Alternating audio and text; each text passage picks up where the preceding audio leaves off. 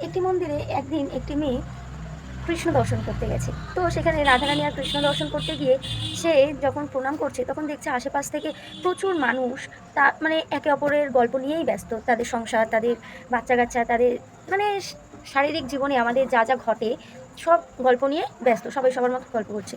তো ওই মেয়েটি মানে যখন প্রার্থনা করছে তখন সে মন দিয়ে প্রার্থনা করতেই পারছে না। সে তখন সবার কে কী কথা বলছে না বলছে তার দিকে মন। তো সে গুরুদেবের কাছে গেছে। গুরুদেবের কাছে গিয়ে বলছে যে, "আমি আর কখনো ওই মন্দিরে যাব না। ওই মন্দিরে গেলে না খালি সবাই সবার কথা নিয়ে ব্যস্ত। কেউ ঠাকুর দর্শন করতে যায় না। সবাই সবার কথা বলতে যায়। ঘরের কী হচ্ছে না হচ্ছে, কার কী রান্না হচ্ছে, কার কী জীবনে কী চলছে সব কিছু তারা একে অপরের গল্প করতে যায়। ওখানে কেউ ঠাকুর দর্শন করতে যায় না।" তো তখন গুরুদেব বলল, "ঠিক আছে, তুমি কালকে একবার লাস্ট দর্শনে যাবে। কিন্তু তারপরে তোমার আর যেতে হবে না। যদি তোমার কালকে দর্শন করতে গিয়ে যদি তোমার মনে হয় যে তুমি দর্শন করে তুমি মানে শান্তি পাওনি, ভালো লাগেনি, তখন তোমার আর দর্শন করতে যেতে হবে না। কিন্তু তোমার একটা কাজ করতে হবে। কী করতে হবে?" তো মেয়েটি বলল, "ঠিক আছে, যা করতে হবে বলুন, আমি তাই করব।" তখন গুরুদেব বলল, "তুমি একটি পাত্রে মানে একটি বাটিতে ১ বাটি তেল নেবে।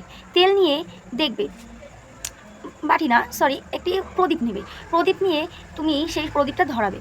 ধরিয়ে তুমি ওই যে মন্দিরটি আছে, ওই যে মন্দিরটা, ওই যে ঠাকুরের যে জায়গাটা বসে আছে তার যে চারিপাশে পরিক্রমা করবে। তুমি চারপাশে ঘুরবে।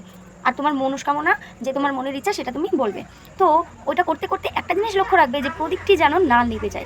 তো তুমি এইটি করতে, করতে কালকে তুমি এই কাজটা করো গিয়ে ঠাকুরের কাছে।" তো তখন সেই মেয়েটি পরের দিন প্রদীপটি নিয়ে গেছে ঠাকুরের কাছে। ঠাকুরের কাছে গিয়ে প্রদীপটি ধরিয়ে সে তখন পরিক্রমা করছে।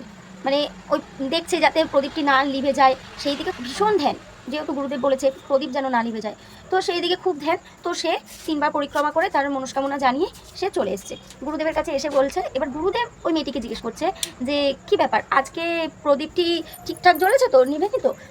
তখন বলছে মেয়েটি, গুরুদেব তখন মেয়েটিকে আবার বলছে যে, "আজকে কেউ কোনো গল্প করেনি, আজকে কেউ কারোর মন দেয়নি, কার বাড়িতে কী হয়েছে না হয়েছে।" তখন মেয়েটি বলল, "কী জানি, আমি তো জানি না। আমি তো এই প্রদীপ জ্বালানোর এই শিখাটা যাতে না নিভে যায় সেটা নিয়েই ব্যস্ত ছিলাম। আমি তো দেখিনি কে কী কথা বলছে না বলছে।" তখন গুরুদেব ওই মেয়েটিকে বলল একটি কথাই যে, "দেখো, কালকে তুমি যখন ঠাকুর দর্শন করতে গেছিলে তখন কিন্তু তোমার ঠাকুরের ওপর মনটা ছিল না। ছিল হচ্ছে কে কী কথা বলছে, কে কার সাথে কথা বলছে, কে কী নিয়ে কথা বলছে সেটির ওপর।